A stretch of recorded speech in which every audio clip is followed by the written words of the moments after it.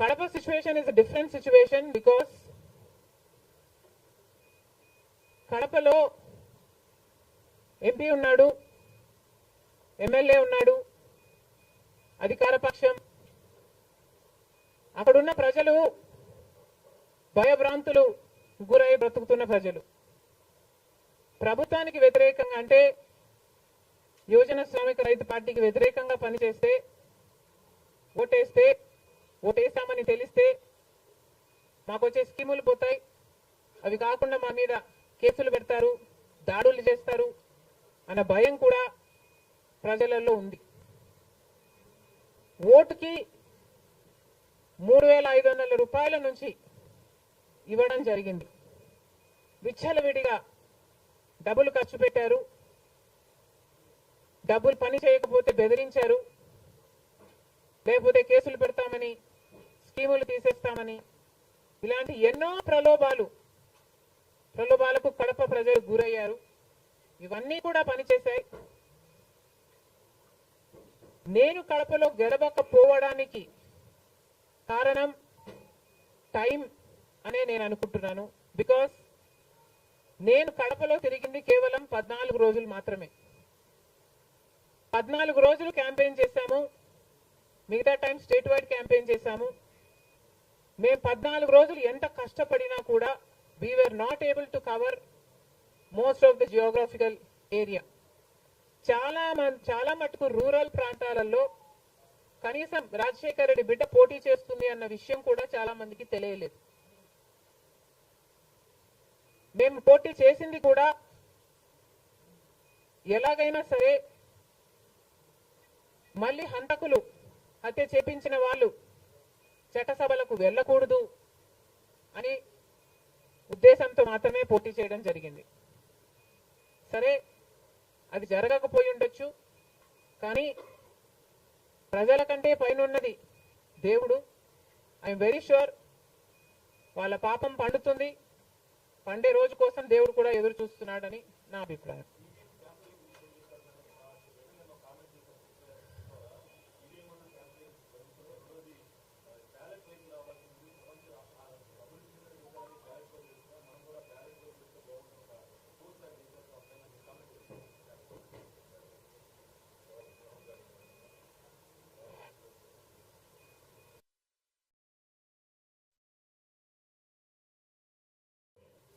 I feel మేధావులు కూర్చొని సుప్రీంకోర్టుతో సహా అందరూ కూర్చొని, ఇది అంత దేశానికి సంబంధించిన విషయం కాబట్టి అందరూ కూర్చొని ఓ నిర్ణయానికి వస్తే దేశ ప్రజలు హర్షిస్తారన్నది నా అభిప్రాయం.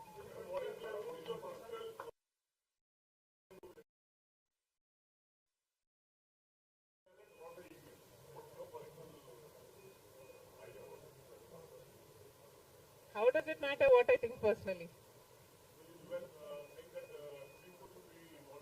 Exactly. The reason I want Supreme Court to be involved is because I don't know the entire positives and the negatives of it. So there should be intellectuals, there should be the best of the judicial sitting and discussing over it and see the pros and the cons of it and then come to a decision is what I think. Because as of now, I do not have the entire information of the whole topic.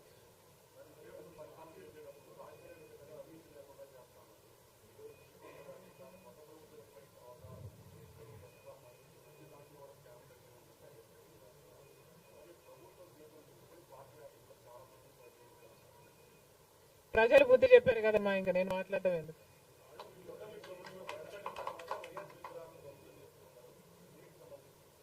ఇది చాలా దారుణం. కేవలం ఒక party ఓడిపోయింది కాబట్టి రాజశేఖర రెడ్డి గారి విగ్రహాలని ధ్వంసం చేయడం అన్నది చాలా దారుణం.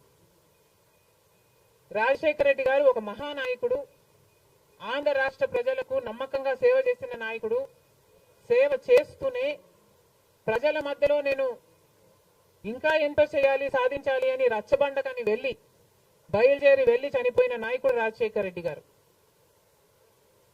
రాజశేఖర రెడ్డి గారు లాంటి మహానాయకుడు చనిపోతే దాదాపు 7,000 మంది ప్రజలు ఆ బాధ తట్టుకోలేక, నిజాన్ని జీర్ణించుకోలేక ఆయన వెనకాలే చనిపోయారు. అంత గొప్ప నాయకుడు రాజశేఖర్ రెడ్డి గారు. ఒకసారి ఏం చేస్తున్నాము అని ఇలాంటి వారు ఆలోచన చేసుకోవాలి. చనిపోయిన వాళ్లకు కూడా రాజకీయాలు ఆపాదించడం ధర్మం కాదు. చనిపోయిన వాళ్లకు కూడా గెలుపు ఓటములు ఆపాదించడం న్యాయం కాదు. మరొక్కసారి చెప్తున్నాం, రాజశేఖర రెడ్డి గారు మీకు చేసింది ఏమీ లేదు. దయచేసి రాజశేఖర రెడ్డి గారి విగ్రహాలను ధ్వంసం చేయడం ఆపండి. మీరు చేశారని వాళ్ళు చేశారని మీరు, ఇలా ఒకరి మీద ఒకరు చేసుకుంటూ పోతే దీనికి అంతే ఉండదు. మళ్ళీ చెప్తున్నాం, మీకు ఇంకొకరికి తేడా ఉండాలి అంటే కొంచెం పేషెన్స్ పాటించాల్సిన అవసరం ఉంది.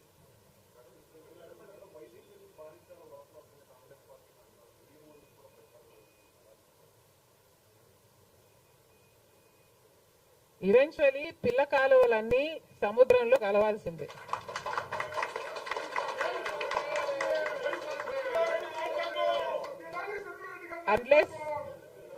అన్లెస్ అవి ఎండిపోతే తప్ప. Yes, definitely.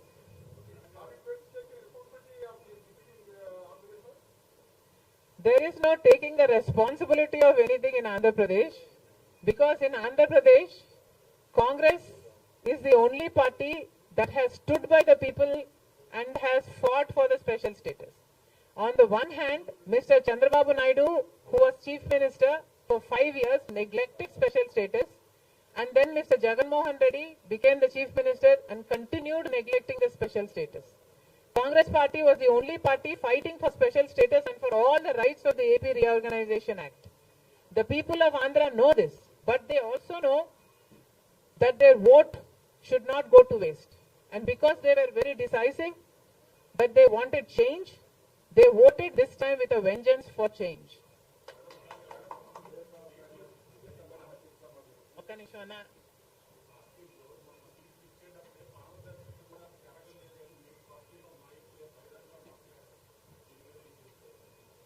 కాంగ్రెస్ పార్టీ ఒక జాతీయ పార్టీ. కాంగ్రెస్ పార్టీలో ఏ నిర్ణయం తీసుకున్నా కాంగ్రెస్ పార్టీలో ఒక ఇండివిజువల్ తీసుకునే పరిస్థితి ఉండదు. కాంగ్రెస్ పార్టీలో ఏ నిర్ణయం తీసుకున్నా దానికి ఒక కమిటీ ఉంటుంది, ఒక పద్ధతి ఉంటుంది. ఆ నిర్ణయం ప్రకారమే సీట్లు ఇవ్వడం కూడా జరిగింది. మిగతా వాళ్ళు అంటారా, వాళ్ళు చేసే చిల్లర అలిగేషన్లకు నేను సమాధానం చెప్పాల్సిన అవసరం ఉంది అని, నేను సంజాయిషి ఇవ్వాల్సిన అవసరం ఉంది అని నేను అనుకోవటం లేదు. Indiscipline will not be tolerated by the Congress party, and severe action will also be taken against those who resort to indiscipline.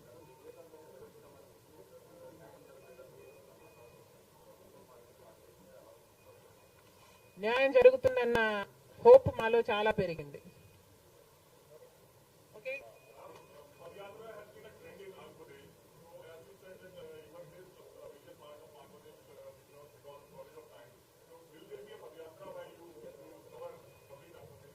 Never say never, nothing is impossible.